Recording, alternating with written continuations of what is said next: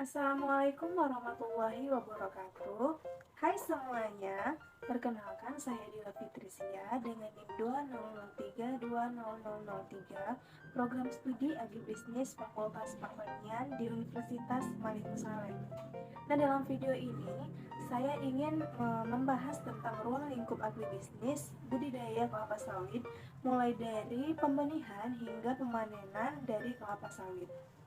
Nah, sebelumnya video ini sengaja saya buat untuk memenuhi tugas pada mata kuliah pengelolaan perkebunan yang diampu oleh Bapak Wahyu Isnan dan Nasution. Untuk mengetahui lebih lanjut, tonton sampai selesai ya. Baik, sebelum kita masuk pada budidaya kelapa sawit, kita perlu tahu dulu nih, apa sih sejarah perkebunan dari kelapa sawit. Nah, tanaman kelapa sawit didatangkan ke Indonesia pertama kali oleh pemerintah Hindia Belanda pada tahun 1848. 4 benihnya ditanam di kebun raya Bogor. Pada awal tahun 1884, tanaman kelapa sawit menjadi tanaman hias di sepanjang jalan di Delhi, Sumatera Utara. Nah, dari sini kemudian muncul ide membuat perkebunan kelapa sawit berskala besar. Dengan bibit dari kebun raya Bogor dan dari Delhi, maka dikenallah jenis kelapa sawit Delhi Dura. Pada tahun 1911, kelapa sawit mulai dibudidayakan secara komersial dengan perintisnya Hindia Belanda adalah Adrian Halep, seorang berkebangsaan Belgia yang lalu diikuti oleh K. Schech. 4 pohon kelapa sawit yang ditanam di kebun raya Bogor hingga sekarang masih hidup dengan ketinggian sekitar 20 meter dan merupakan kelapa sawit tertua di Asia Tenggara yang berasal dari Afrika. Perkebunan kelapa sawit pertama berlokasi di pantai timur Sumatera atau Delhi dan Aceh. Luas areal perkebunan mencapai 5.123 hektar. Nah, kemudian dengan seiring meningkatnya permintaan bibit kecambah kelapa sawit dengan skala besar pada tahun 1916, didirikanlah 2 pusat penelitian kelapa sawit atau PPKS di 2 lokasi berbeda, di Marihat Emeres di Kabupaten Simalungun dan Medan yang terkenal sebagai Afros, Sumatera Utara. Nah, jenis kelapa sawit berdasarkan ketebalan cangkangnya itu ada 3. Yang pertama yaitu Dura.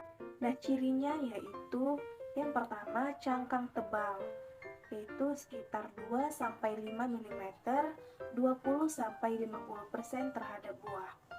Nah, yang kedua daging buah tipis, yaitu sekitar 20-50% terhadap buah. Dan yang ketiga rendemen minyak rendah. Nah, jenis kelapa sawit yang kedua yaitu Pisifera, dengan memiliki ciri yang pertama cangkang tipis, hampir tidak ada.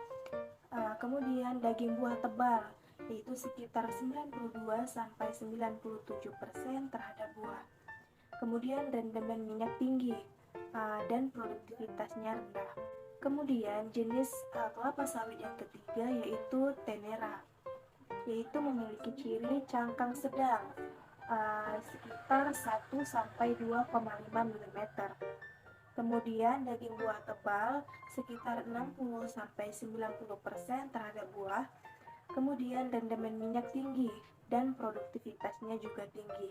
Perkebunan kelapa sawit adalah bentuk pertanian yang fokus pada penanaman kelapa sawit untuk menghasilkan kelapa sawit. Tanaman kelapa sawit ini menghasilkan buah berupa tandan buah segar atau TBS yang kemudian diolah menjadi minyak kelapa sawit.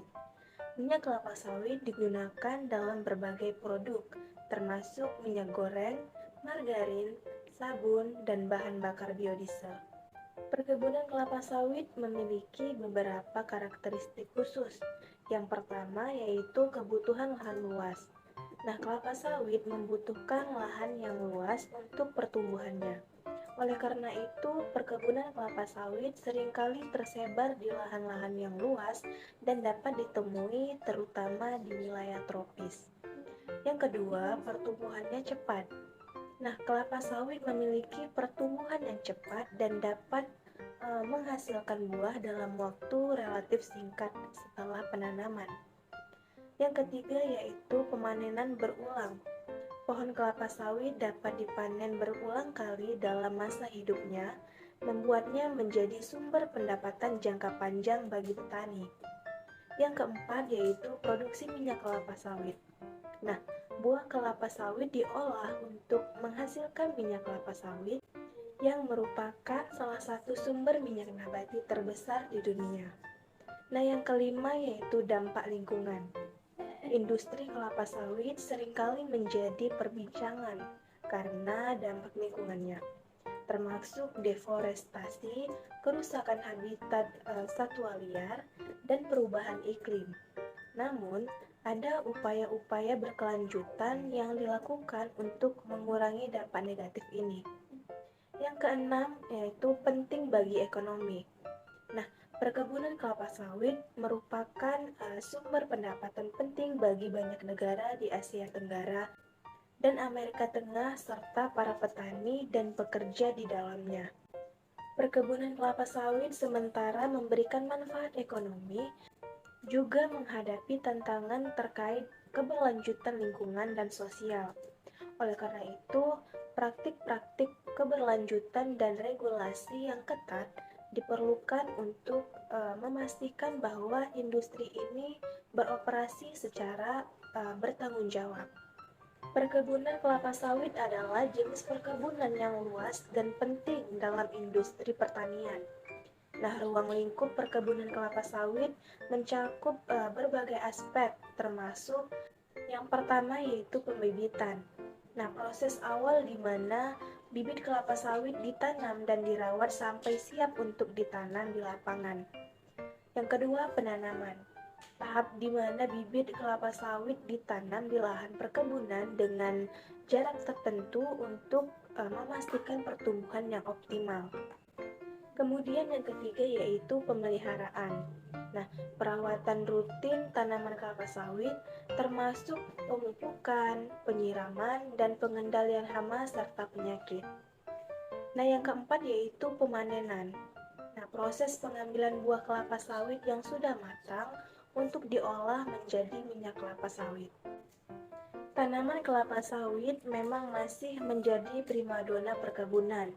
Berdasarkan rekapitulasi data sertifikasi benih tanaman perkebunan pada contoh di Kalimantan Tengah pada tahun 2021, sebanyak 96,1% benih tanaman perkebunan yang disertifikasi di Kalimantan Tengah adalah komoditas kelapa sawit, baik berupa kecambah kelapa sawit, bibit kelapa sawit di pre-nursery atau mid-nursery, maupun bibit kelapa sawit siap tanam.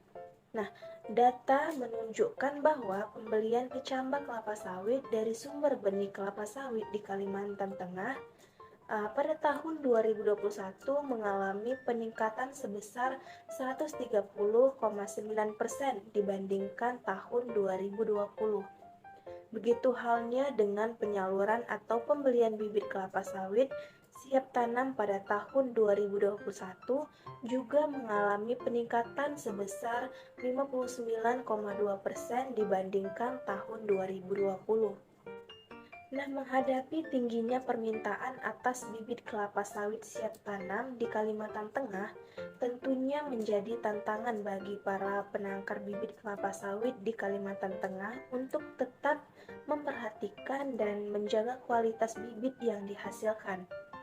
Nah, tingginya pembelian kecambah kelapa sawit di tengah masyarakat Kalimantan Tengah juga harus diimbangi dengan kemampuan masyarakat dalam mengelola kecambah tersebut. Karena bibit kelapa sawit yang berkualitas tidak cukup mengandalkan dari varietas unggul saja, namun juga harus dikelola dengan teknik pembibitan yang benar dan sesuai standar.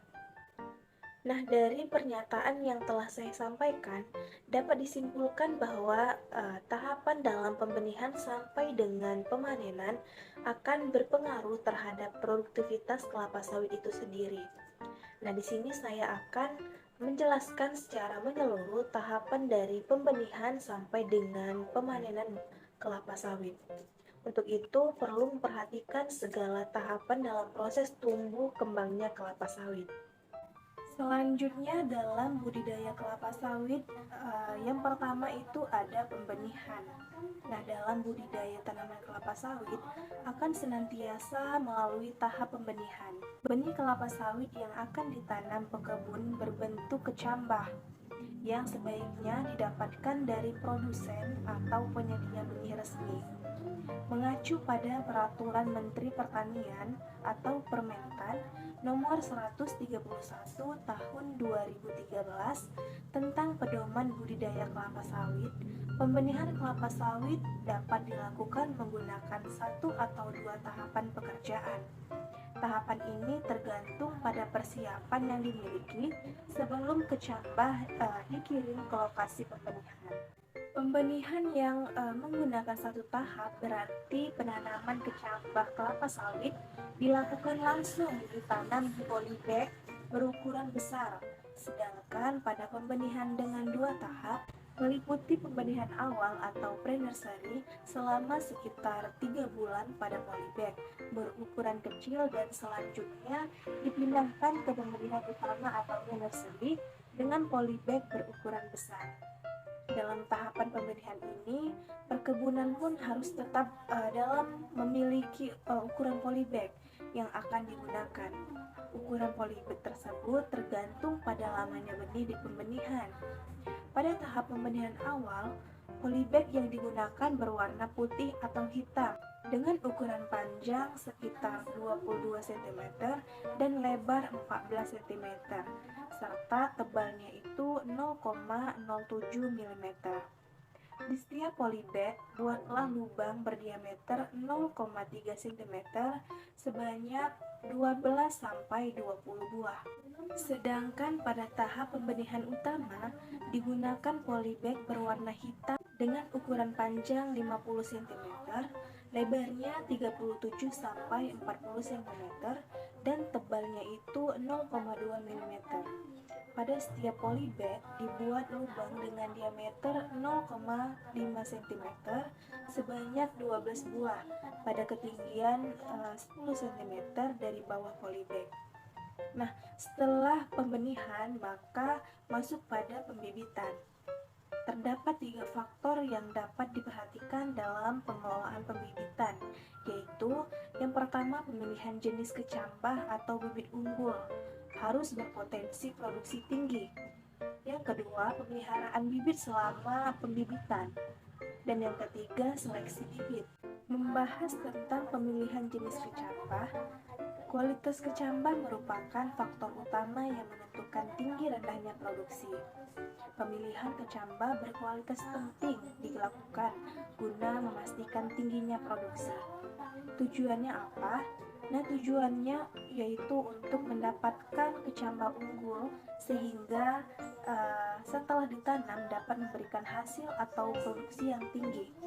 Memilih kecambah unggul dapat dilakukan dengan cara mendatangkan kecambah berlegitimasi dari produsen benih yang bersertifikat. Nah, kemudian dalam pemeliharaan, kecambah yang unggul perlu dipelihara dengan baik. Tanpa pemeliharaan yang baik, kecambah unggul sekalipun sulit berproduksi tinggi.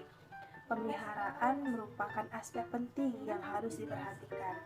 Tujuannya yaitu memelihara kecambah jenis unggul sehingga didapatkan bibit siap tanam yang baik. Ada beberapa hal dalam pemeliharaan di pre-nursery. Yang pertama yaitu penyiraman. Penyiraman dilakukan pagi dan sore hari jika curah hujan pada hari sebelumnya kurang dari 8 mm. Kebutuhan air 0,2 sampai 0,3 liter per baby bag per hari. Penyiraman secara mekanis dapat digunakan dengan menggunakan sistem irigasi selang berlubang mikro Kiriko. Sistem tersebut menciptakan penyiraman seperti hujan gerimis buatan. Kemudian penyiraman secara manual dapat dilakukan dengan menggunakan pompa robin dan selang yang ujungnya dilengkapi dengan kepala gembor agar tidak terjadi erosi permukaan tanah di dalam dalam baby bag. Kemudian yang kedua ada pengendalian gulma. Nah, dilakukan hanya dengan cara manual atau mencabut gulma dalam baby bag. Kemudian bersamaan dengan pengendalian gulma tersebut, dilakukan penambahan tanah ke dalam baby bag untuk bibit doyong dan yang tersembul akarnya. Dan yang ketiga ada pemupukan. Aplikasi pemupukan dapat dilakukan secara konvensional maupun dengan teknologi pupuk yang melepaskan unsur hara secara terkendali. Kemudian penyiraman dengan larutan pupuk harus dilakukan sore hari setelah penyiraman dengan air selesai dilakukan pada pagi atau siang hari. Yang keempat, pengendalian hama dan penyakit tanaman. Nah, metode pengendalian hama dan penyakit di Prenbosari sangat tidak dianjurkan karena tanaman masih sangat rentan terhadap pestisida, apalagi yang mengandung logam berat seperti tembaga, air raksa, dan timah. Kemudian pengendalian hama dan penyakit umumnya dilakukan secara manual, seperti memasang jaring atau paranet dan mengutip hama di lapangan. Kemudian hal-hal yang perlu diperhatikan dalam pemeliharaan di nursery yaitu yang pertama penyiraman. Nah, dilakukan pagi dan sore setiap hari jika curah hujan pada hari sebelumnya kurang dari 10 mm. Kemudian kebutuhan air 2-3 liter per large bag per hari. Kemudian, penyiraman secara mekanis dapat dilakukan dengan menggunakan sistem irigasi selang berlubang mikrokiriko yang menciptakan penyiraman seperti hujan gerimis buatan. Penyiraman secara manual dapat dilakukan dengan menggunakan pompa robin dan selang yang ujungnya dilengkapi dengan kepala gembor agar tidak terjadi erosi permukaan tanah di dalam large bag. Kemudian yang kedua, pengendalian gulma. Pengendalian gulma dalam large bag ini dilakukan dengan cara manual sebulan sekali sampai bibit cukup besar. Kemudian konsolidasi bibit atau mendirikan dan menegakkan bibit doyong dilakukan bersamaan dengan pengendalian gulma. Kemudian gulma di antara large bag dapat dikendalikan secara kimia dengan herbisida glifosat amifosat 480 AS, dosis 2-2,5 liter per hektar blanket, konsentrasi 0,5%. Kemudian nozzle yang digunakan adalah polyjet kuning atau VLV 200. Kemudian posisi nozzle harus lebih rendah dari permukaan large bag. Nah, yang ketiga yaitu pemupukan. Pemupukan secara konvensional dilakukan dengan pemberian NPK kompot 15-15-64 sebanyak 5-10 gram setiap 2 minggu mulai transplanting sampai umur 7 bulan. Dilanjutkan dengan NPK kompot 12-12-17-2 sebanyak 20-30 gram setiap bulan sampai umur bibit 12 bulan. Kemudian pemupukan dengan pemberian pupuk CRF seperti Meister MX 20-6-14-3 cukup dilakukan sekali dengan dosis 50 gram per bibit pada saat transplanting dari pre-nursery ke nursery dan ditambah booster 30 gram. NPK 15-15-64 pada umur 9 bulan. Kemudian pemupukan harus menggunakan takaran. Dan yang keempat yaitu pengendalian hama dan penyakit. Metode pengendalian hama dan penyakit di pembibitan, baik yang patogenik maupun fisiologis, diupayakan secara manual.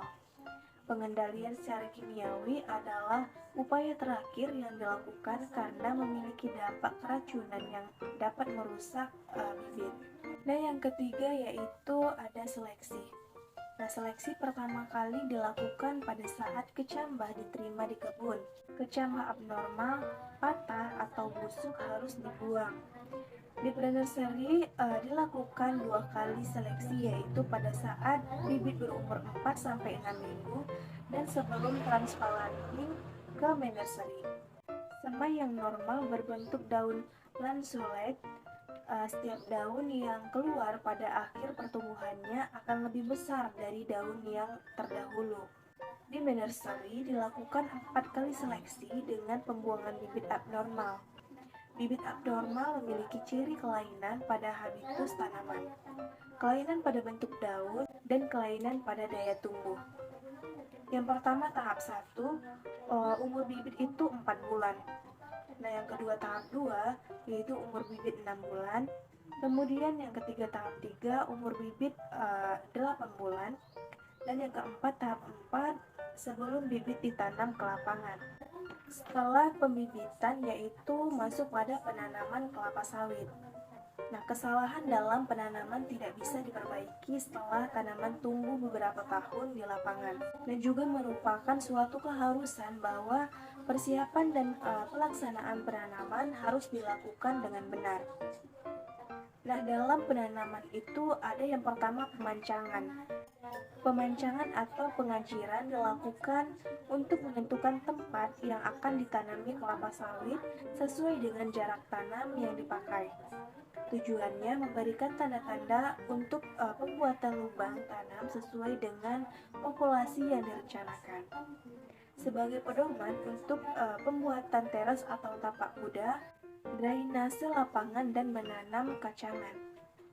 Nah, alat-alatnya yaitu kompas dan geopositioning system atau GPS, kemudian apnea level atau clinometer, kemudian kayu pancang atau pancang kepala dan pancang anak, kemudian tali plastik atau kawat. Kemudian yang kedua ada pembuatan lubang dan pemupukan lubang tanam. Pembuatan lubang tanam dilakukan minimal 1 bulan sebelum tanam dengan menggunakan alat pengukur atau mal. Tujuannya apa? Nah, tujuannya yaitu memberikan media tumbuh yang baik bagi akar tanaman pada saat pertumbuhan awal di lapangan, mempermudah peresapan pupuk ke dalam tanah sehingga mempercepat tanaman mengabsorpsi pupuk dan memacu pertumbuhan di lapangan. Nah, alat-alatnya yaitu cangkul, alat pengukur atau mal dengan ukuran 90 cm dikali 90 cm atau minimumnya itu 60 cm kali 60 cm. Kemudian takaran pupuk untuk pemberian pupuk dasar atau rock fosfat. Kemudian yang ketiga ada penanaman. Pelepasan large bag dari bola tanah dilakukan dengan cara mengoyaknya. Lalu bibit diletakkan hati-hati ke dalam lubang yang telah diberi pupuk dan ditimbun dengan topsoil. Permukaan atas bola tanah harus sejajar dengan permukaan tanah asli. Berdirinya bibit harus benar-benar tegak di tengah lubang tanam sehingga barisan tanaman lurus. Nah, selanjutnya yaitu identifikasi pokok.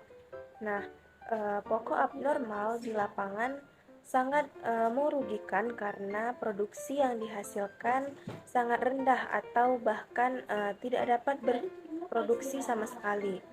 Nah, sedangkan perlakuan yang diberikan atau perawatan sama dengan pokok lainnya yang normal. Nah, pokok abnormal di lapangan perlu dibongkar yang dilanjutkan dengan penyisipan pada kondisi yang masih memungkinkan.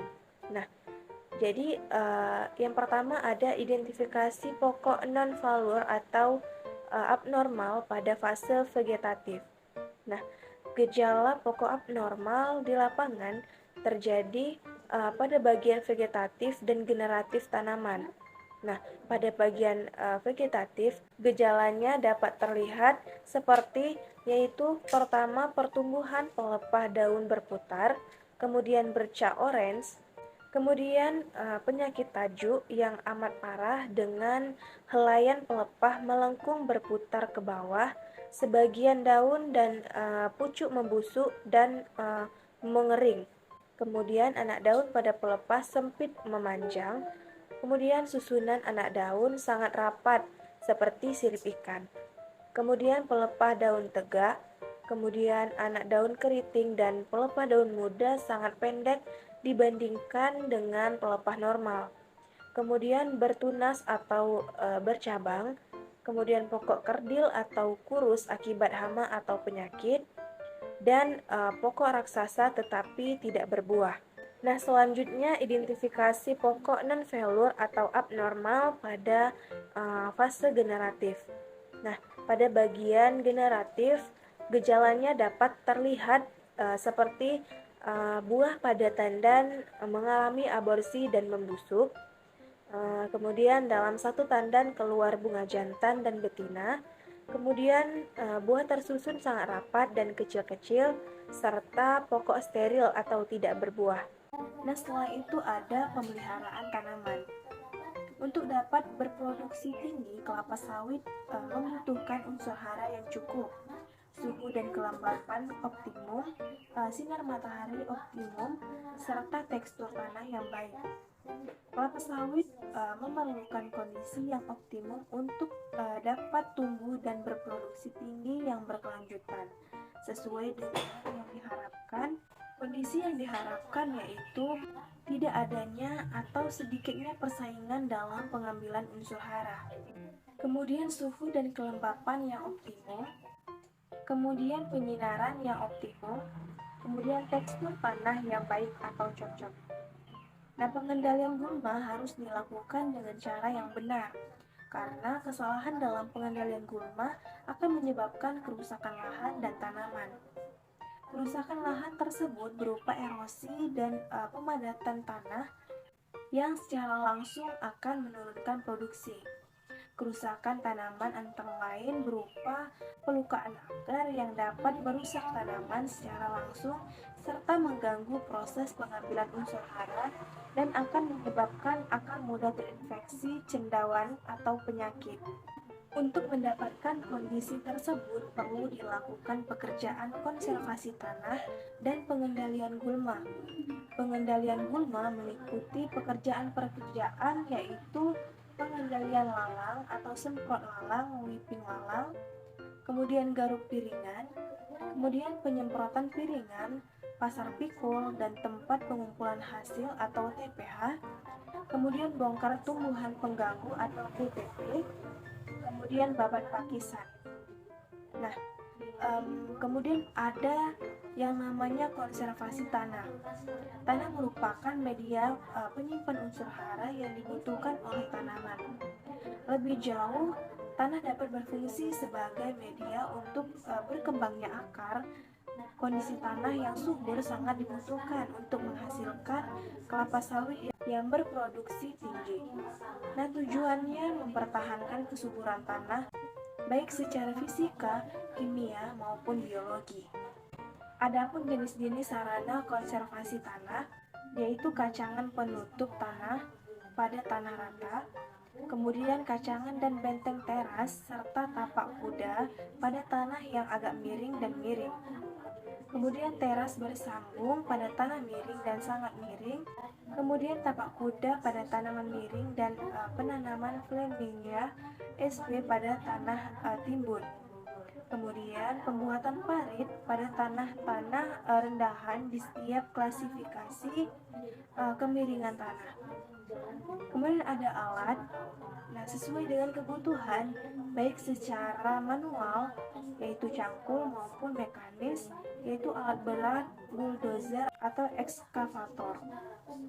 Kemudian ada rotasi, nah sesuai dengan kebutuhan umumnya pembuatan hanya dilakukan sekali dan dilanjutkan dengan pemeliharaan rutin setahun sekali. Nah, kemudian ada pengendalian lalang. Lalang merupakan salah satu kompetitor bagi tanaman kelapa sawit.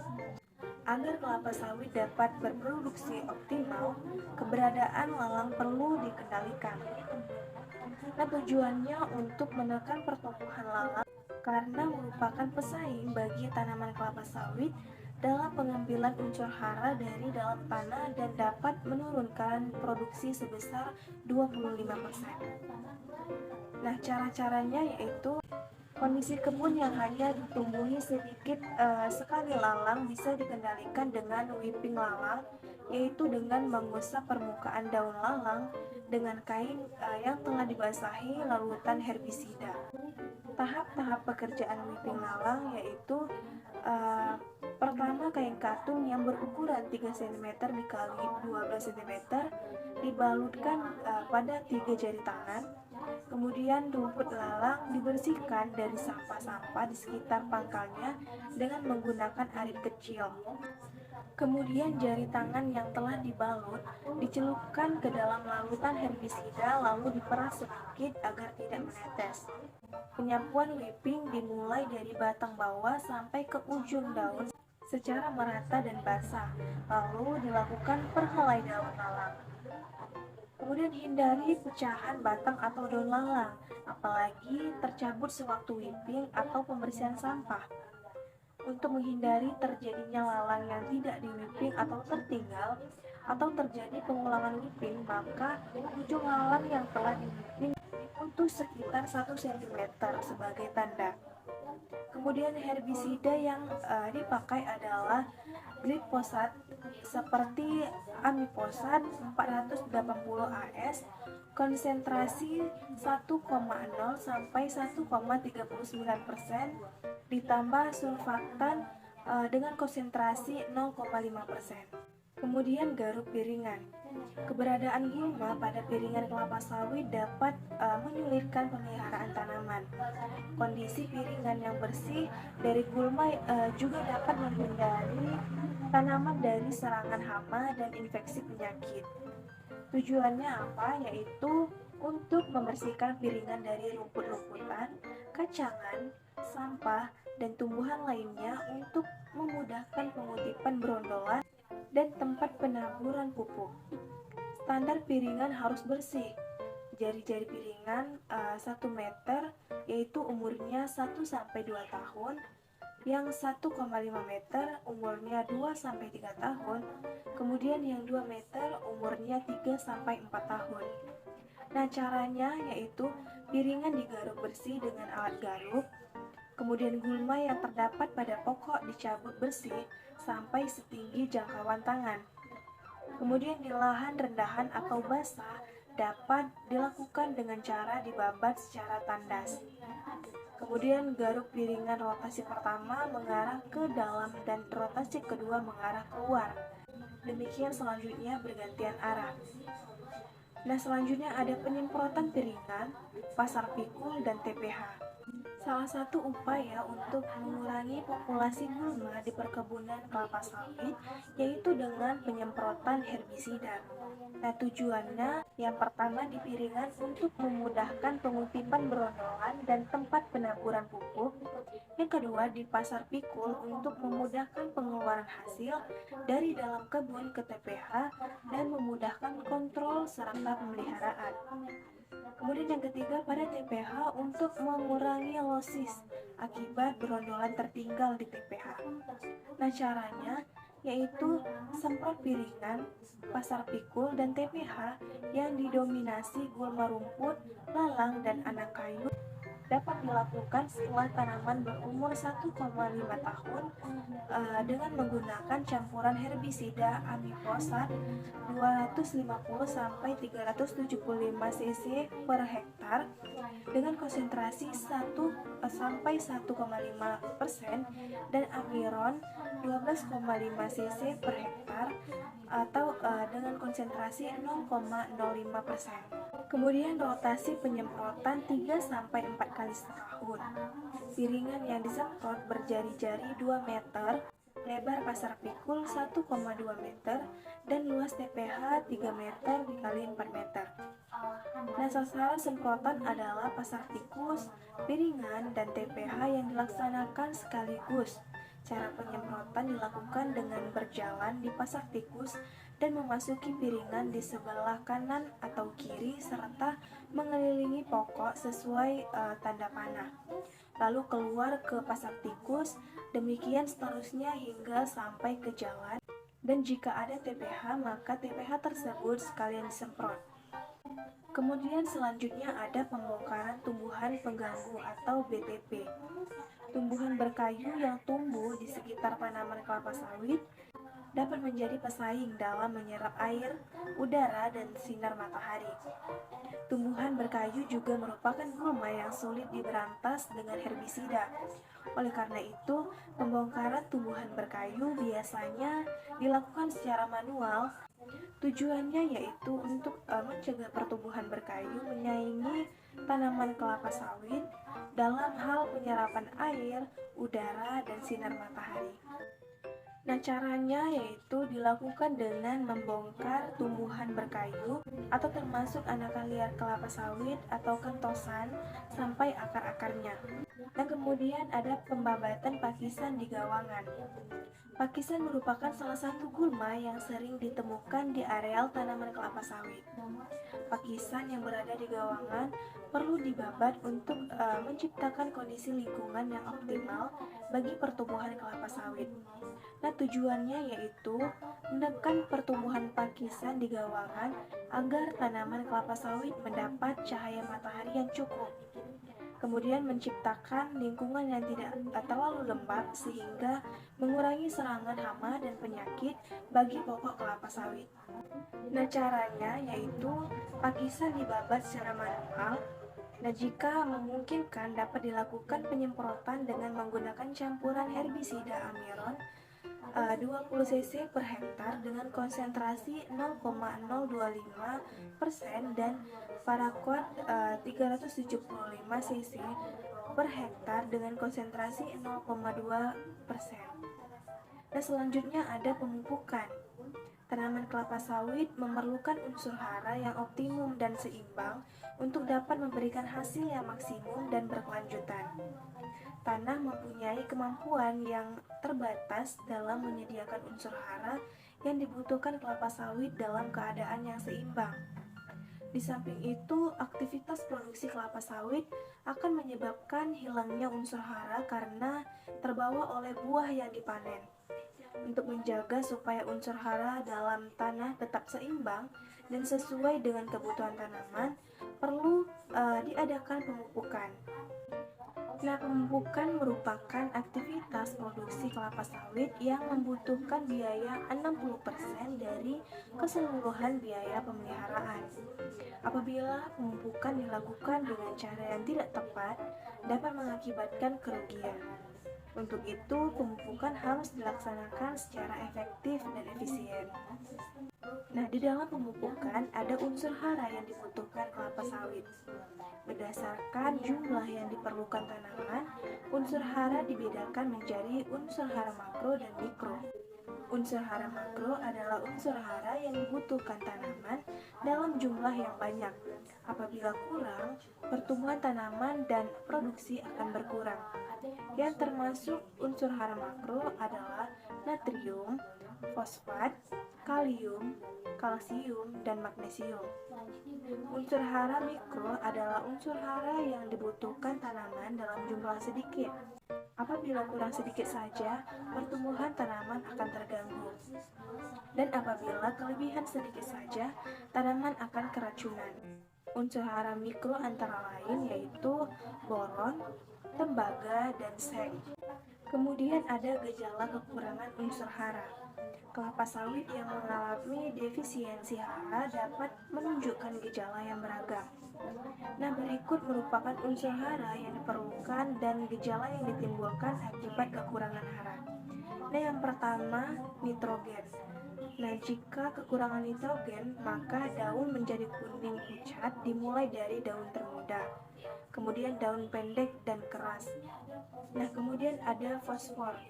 Jika kekurangan fosfor, maka daun memendek dan anak daun keungu-unguan, serta daun rumputan di sekitar tanaman berwarna ungu memanjang. Batang dan tandan juga mengecil. Nah, kemudian yang ketiga ada kalium. Nah, jika kekurangan kalium, pada daun terdapat bercak berwarna kuning. Nah, kemudian ada magnesium. Jika kekurangan magnesium, daun menguning merata pada daun yang tua, dimulai dari ujung daun sampai ke pangkal anak daun. Kemudian gejala berat ditandai dengan jaringan yang mati, ditemui dari pinggir daun sampai ke anak daun. Nah, gejala tersebut hanya ditemukan pada daun yang terkena cahaya matahari. Nah, yang kelima yaitu boron. Jika kekurangan boron, maka ujung anak daun berbentuk pancing atau hop leaf. Kemudian terdapat daun mengeriting seperti tanda bahaya pada gardu listrik. Kemudian bagian ujung daun memendek. Nah, selanjutnya ada pengambilan contoh daun. Pengambilan contoh daun dilakukan untuk melihat kandungan unsur hara pada tanaman kelapa sawit secara lebih akurat. Panduan pemupukan akan dilakukan berdasarkan kondisi kandungan hara yang terbaca saat analisa daun. Nah, adapun tujuan dari pengambilan daun yaitu mendapatkan contoh daun yang mewakili, kemudian mempersiapkan contoh daun dengan baik untuk dikirim ke laboratorium. Nah, dengan contoh daun yang mewakili dan persiapan yang baik, analisa daun di laboratorium akan memberikan rekomendasi pemupukan yang tepat. Kemudian mengecek defisiensi unsur hara, natrium, fosfor, kalium, magnesium, dan boron. Nah, standar yang harus dimiliki oleh daun yaitu pokok LSU harus sehat, normal atau produktif, serta tidak tumbuh di batas kebun, pinggir jalan, sungai, kampung, dan parit. Daun yang diambil adalah daun ke-17. Nah, contoh tunggal digabung menjadi satu contoh atau kelompok. Waktu pengambilan pukul 7 sampai 12 siang. Nah, cara pengambilan contoh daun itu yang pertama pilih pokok yang memenuhi syarat, lalu tentukan daun nomor ke-17. Kemudian apabila pokok contoh tidak memenuhi syarat, maka mundur atau maju satu pokok dari LSU lama. Kemudian potong daun ke-17 dengan dodos atau egreg yang tajam. Kemudian ambil 4 lembar anak daun pada bagian tengah pelepah, masing-masing 2 dari kiri dan 2 dari kanan. Ambil bagian tengah anak daun sepanjang 20 cm, kemudian masukkan ke dalam kantong plastik dan beri tanda atau label sesuai dengan nomor pokok sampel. Kemudian isi belangko pengamatan visual sesuai dengan keadaan tanaman pada saat pengambilan contoh daun. Cucilah sampel daun dengan menggunakan kapas dan kain katun yang bersih yang telah dicelupkan ke dalam air. Buang lidi daun, gabungkan sampel tunggal menjadi satu sampel kelompok, beri label lalu kirimkan segera ke bagian pengeringan. Keringkan sampel dalam oven dengan suhu 80 derajat Celcius selama 24 jam. Kemudian keluarkan sampel dari oven setelah kadar air yang diinginkan sudah tercapai atau daun telah rapuh. Waktu pengeringan, tebar satu sampel untuk satu rak, beri label sehingga sampel tidak tercampur. Sampel yang sudah kering dimasukkan ke dalam kantong plastik, lalu diberi label. Kirimkan sampel ke laboratorium secepat mungkin. Sebelum dikirim, simpanlah sampel di tempat kering. Nah, kemudian pemupukan. Tidak semua unsur hara tersedia di dalam tanah dalam jumlah yang cukup untuk memenuhi kebutuhan tanaman sehingga perlu dilakukan pemupukan. Pemupukan bertujuan untuk menambah kandungan hara yang dibutuhkan tanaman agar tanaman tumbuh optimal. Berikut merupakan penjelasan tentang pemupukan pada kelapa sawit. Nah, yang pertama yaitu urea. Tujuannya untuk menambah unsur hara nitrogen ke dalam tanah agar sesuai dengan kebutuhan tanaman. Kemudian meningkatkan produksi baik kuantitas maupun kualitas. Kemudian yang kedua ada fosfor. Tujuannya yaitu untuk menambah unsur hara fosfor ke dalam tanah agar sesuai dengan kebutuhan tanaman. Kemudian meningkatkan produksi baik kualitas maupun kuantitas. Dan yang ketiga ada kalium. Tujuannya yaitu untuk menambah unsur hara kalium ke dalam tanah agar sesuai dengan kebutuhan tanaman dan meningkatkan produksi baik kuantitas maupun kualitas. Dan yang keempat ada magnesium. Tujuannya yaitu untuk menambah unsur hara magnesium ke dalam tanah agar sesuai dengan kebutuhan tanaman, dan juga meningkatkan produksi baik kualitas maupun kuantitas. Nah, yang kelima yaitu boron. Tujuannya yaitu untuk menambah unsur hara boron ke dalam tanah agar sesuai dengan kebutuhan tanaman, juga meningkatkan produksi baik kuantitas maupun kualitas. Nah, setelah dari pemupukan, ada yang namanya pengamatan. Nah, tujuan pengamatan yaitu mengetahui secara dini adanya hama atau penyakit pada tanaman kelapa sawit. Kemudian untuk mengetahui perkembangan populasi hama atau penyakit dan tingkat serangganya, kemudian untuk mengetahui jenis hama atau penyakit yang menyerang tanaman, kemudian sebagai dasar penentuan strategi pengendalian. Nah, standar pengamatan ada ambang toleransi, ulat api dan ulat kantong, yaitu 3-5 ulat per pelepah.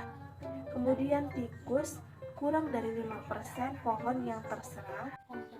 Kemudian cara pengamatan. Nah, ambang toleransi dilakukan pada titik sensus dan 6 pokok sensus secara bergantian tiap bulan. Nah, hal yang diamati adalah ada atau tidak adanya tanda serangan hama atau penyakit pada pokok yang diamati. Perhitungan jumlah ulat dilakukan pada daun ke-17 atau ke-25 dari pokok yang diamati. Hasil sensus dicatat dalam belangko pengamatan hama atau penyakit. Kemudian efektif telling dilakukan apabila dari global telling populasi sudah berada pada ambang bahaya.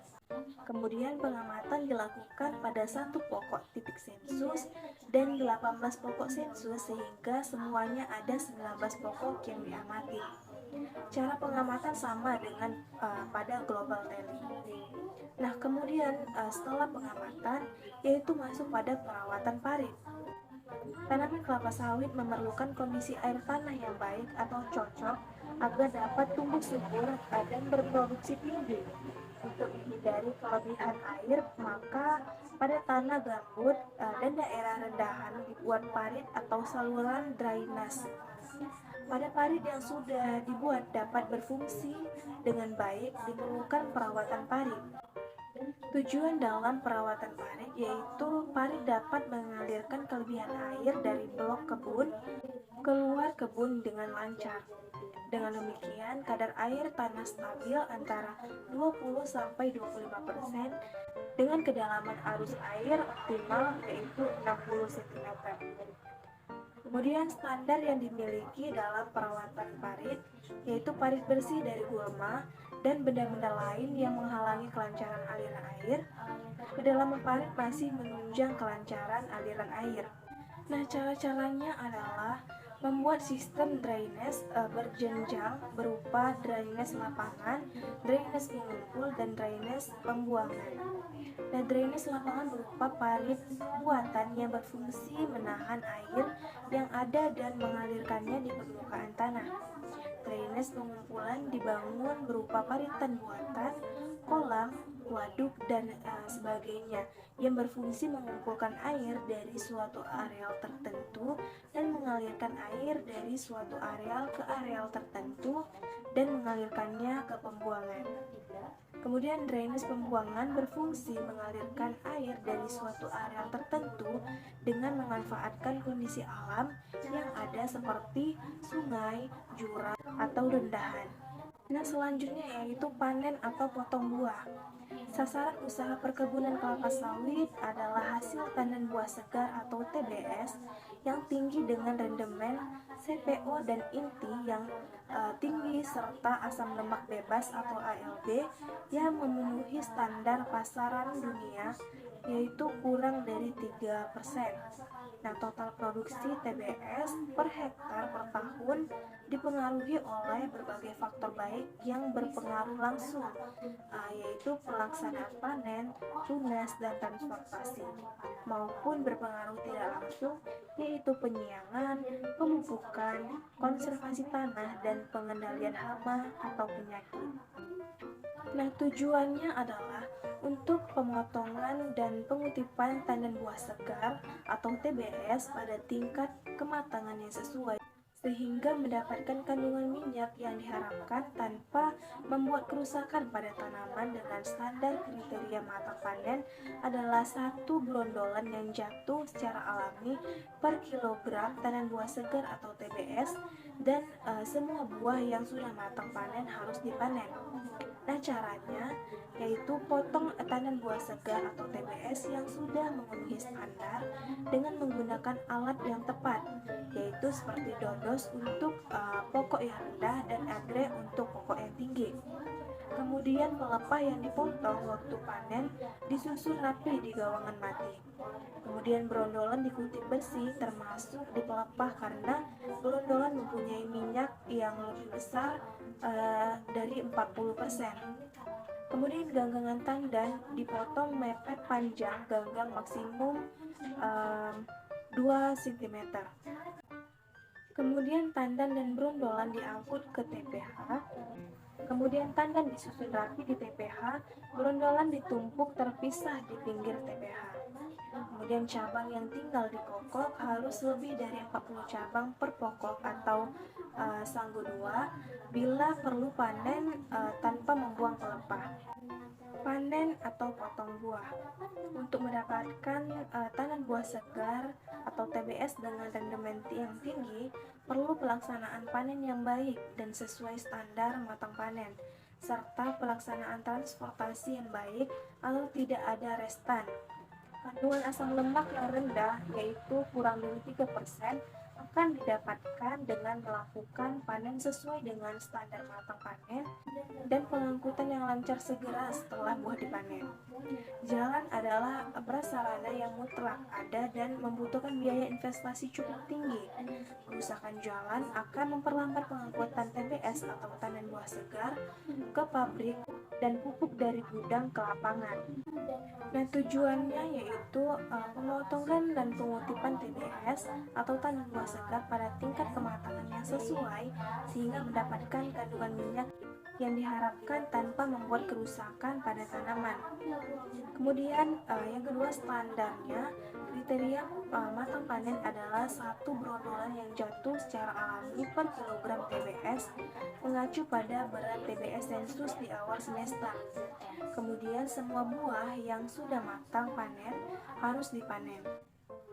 Nah, cara-cara panen atau potong buah yaitu potong TBS atau tandan buah segar yang sudah memenuhi standar dengan menggunakan alat yang tepat atau dodos untuk pokok rendah dan egrek untuk pokok tinggi. Pelepah yang dipotong waktu panen disusun rapi di gawangan mati. Kemudian berondolan dikutip bersih termasuk di pelepah karena berondolan mempunyai minyak lebih besar 40%. Kemudian ganggang tandan dipotong mepet atau cangkem kodok, panjang ganggang maksimum 2 cm. Tandan dan berondolan diangkut ke TPH, tandan disusun rapi di TPH, berondolan ditumpuk terpisah di pinggir TPH. Cabang yang ditinggal di pohon harus lebih dari 48 cabang per pokok atau sanggo 2. Bila perlu, panen tanpa membuang pelepah. Nah, alat-alat yang digunakan untuk memanen buah yaitu dodos, egrek sesuai dengan kondisi tanaman. Kemudian kampak untuk memotong ganggang panjang, kemudian angkong dan gancu. Nah, selanjutnya ada rotasi. Nah, 7 hari sekali. Kemudian ada rotasi 7 hari sekali kembali ke seksi potong buah yang sama. Nah, produktivitas hasil TBS per hektar itu yaitu produktivitas hasil panen TBS per hektar atau per tahun ditentukan oleh keaslian sumber genetik tanaman yang digunakan. Produktivitas hasil panen TBS per hektar per tahun jenis bibit yang sama akan berbeda pada kondisi kelas kesesuaian lahan yang berbeda. Kemudian produktivitas hasil sangat ditentukan oleh umur tanaman. Kemudian produktivitas hasil ditentukan oleh efektivitas tenaga kerja, usingan potong buah, kematangan buah, proses panen, dan jumlah tenaga kerja potong buah yang tersedia. Kemudian ada tunas pokok. Nah, tujuannya yaitu menghindari kehilangan berondolan yang tersangkut di pelepah dan mengurangi kelembapan untuk mencegah berkembangnya penyakit. Nah, standarnya sungguh 2 atau lebih dari 48 pelepah per pokok. Nah, caranya yaitu pelepah yang lebih dari standar ditunas mepet berbentuk tapak kuda arah keluar. Pelepah bekas tunasan disusun rapi di gawangan mati. Kemudian jangan membuang atau memotong pelepah melebihi standar yang ditetapkan atau sungguh 2. Nah, apabila kita tetap melakukan penunasan atau membuang pelepah lebih dari standar atau sungguh 2, baik saat panen maupun penunasan secara khusus, berarti kita lebih berbahaya dari ulat api atau ulat kantong. Dan apabila pelepah dibuang lebih dari standar atau sungguh 2, dapat berakibat sebagai berikut. Yang pertama, pengapatan unsur hara dan proses pengolahan menjadi makanan oleh daun akan tidak sempurna. Kemudian pembentukan TBS tidak sempurna. Kemudian kematangan TBS tidak merata. Kemudian TBS yang terbentuk menjadi busuk. Kemudian tanaman hanya mengeluarkan bunga-bunga jantan. Kemudian pertumbuhan batang cepat, semakin ke atas semakin kecil. Nah, alat-alatnya yaitu dodos untuk tanaman umur kurang dari 8 tahun, kemudian egrek untuk tanaman yang berumur 8 tahun atau lebih. Kemudian kampak untuk memotong ganggang panjang. Nah, ada juga yang namanya rotasi. Setiap 9 bulan atau 1,33 rotasi per tahun. Nah, selanjutnya ada transportasi. Hasil panen perlu segera dikirim ke pabrik secepat mungkin untuk menjaga agar kualitasnya tidak menurun. Mempersiapkan alat transportasi yang dapat berfungsi dengan baik merupakan hal yang penting untuk dilakukan. Nah, tujuannya yaitu mengangkut tandan buah segar atau TBS dan berondolan dari TPH ke pabrik sesegera mungkin agar asam lemak bebas atau ALB minyak tidak lebih dari 3% dan mendapatkan rendemen minyak kelapa sawit setinggi mungkin. Nah, standarnya yaitu tandan buah segar atau TBS yang diangkut memenuhi standar matang panen, kemudian berondolan harus diangkut semuanya.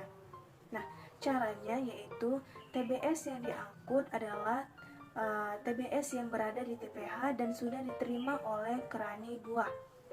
Kemudian parkirlah truk atau traktor di pinggir jalan dekat TPH, jangan sampai masuk ke dalam parit. Kemudian seluruh buah yang sudah diantrikan di TPH harus terangkut hari itu juga ke PKS. Nah, selanjutnya ada pemeliharaan jalan. Nah, kondisi jalan yang baik dan terawat dapat membantu kelancaran proses pengangkutan hasil panen tepat waktu. Dengan demikian, diharapkan kualitas rendemen yang dihasilkan tinggi. Nah, tujuannya yaitu memelihara jalan, drainase, dan struktur jalan dari segala kotoran dan rumput yang tumbuh agar pengangkutan tandan buah segar atau TBS dari kebun ke pabrik selalu lancar. Nah, standar dalam pemeliharaan jalan yaitu permukaan jalan padat dengan bentuk punggung kerbau atau batok mengkurap sehingga air hijau tidak menggenang di badan jalan. Kemudian tidak ada bahan organik di badan jalan. Saluran drainase harus bebas dari rumput-rumputan dan kotoran lain sehingga aliran air selalu lancar dan tidak tergenang. Nah, cara-cara yang harus dilakukan dalam pemeliharaan jalan yaitu diadakan pemeliharaan secara rutin. Parit harus dibersihkan dari kotoran dan rumput-rumputan. Rumput pada bagian bahu jalan harus dibabat tandas. Kemudian pelepah sawit dan bahan organik lainnya jangan dibuang ke sungai supaya jembatan tidak cepat rusak. Nah, alat yang digunakan dalam pemeliharaan yaitu sesuai dengan kebutuhan dari cara manual dengan cangkul sampai cara mekanis dengan root grader. Dan kemudian ada rotasi yaitu sesuai dengan kebutuhan, umumnya 1-2 tahun sekali.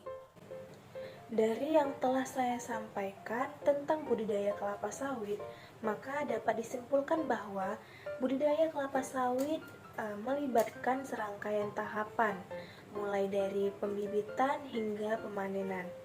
Pembibitan yang baik melibatkan pemilihan biji yang berkualitas dan perawatan benih yang optimal. Setelah itu, benih ditanam dan dirawat dengan teliti hingga tumbuh menjadi bibit yang kuat. Selanjutnya, bibit ditanam di lahan yang sesuai dengan kebutuhan kelapa sawit, seperti lahan yang subur dan drainase yang baik. Proses pemeliharaan meliputi pemupukan, pengairan, pengendalian hama dan penyakit, serta pemangkasan untuk memastikan pertumbuhan yang sehat. Nah, saat tanaman mencapai usia produktif, kelapa sawit akan mulai berbuah. Proses pemanenan memerlukan keterampilan dan peralatan khusus untuk memastikan hasil yang optimal.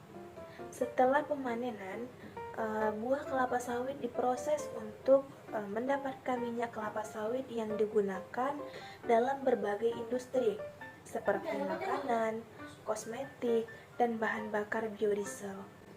Namun, penting untuk diingat bahwa budidaya kelapa sawit juga melibatkan banyak kontroversi terkait dengan dampak lingkungan dan sosialnya.